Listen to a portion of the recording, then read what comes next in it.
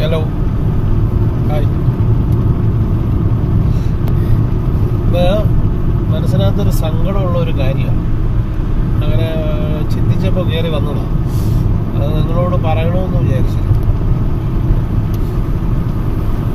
നമ്മളെപ്പോഴെങ്കിലും ആലോചിച്ചിട്ടുണ്ടോ? ഞാൻ എപ്പോഴെങ്കിലും ആലോചിച്ചിട്ടുണ്ടോ ഞാനിത് ആർക്ക് വേണ്ടിയാണ് ജീവിക്കുന്നത്?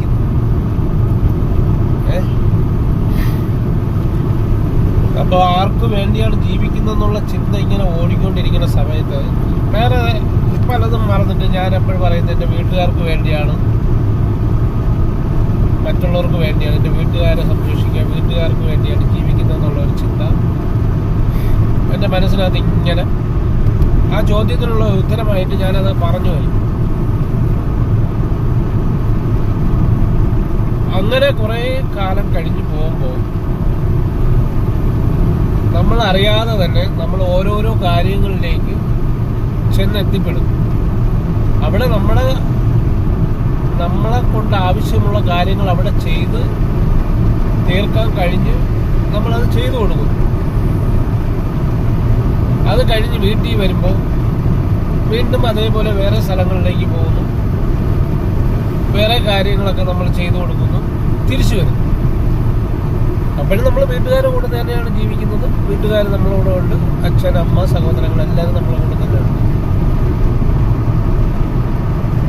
അങ്ങനെ കണ്ടിന്യൂ ആയിട്ട് നമ്മൾ അറിയാതെ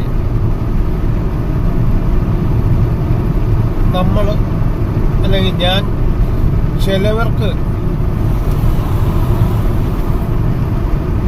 ഉപകാരമുള്ളവനായിട്ട് മാറിയപ്പോഴാണ് ആദ്യം എന്നോട് ചോദിച്ച ചോദ്യം, ആർക്ക് വേണ്ടിയാണ് ജീവിക്കുന്നത്? ആ ചോദ്യത്തിനുള്ള ഉത്തരം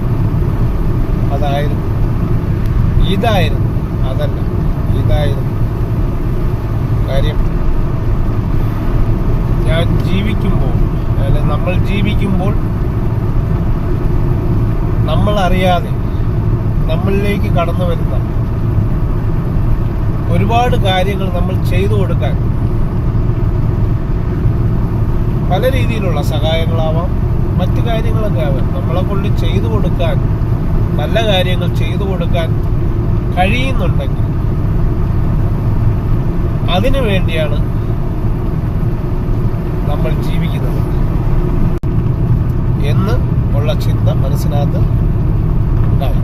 അപ്പോൾ ദൈവം എന്താന്ന് പറയുന്നത് അത് ചെയ്യുക, അതനുസരിക്കുക.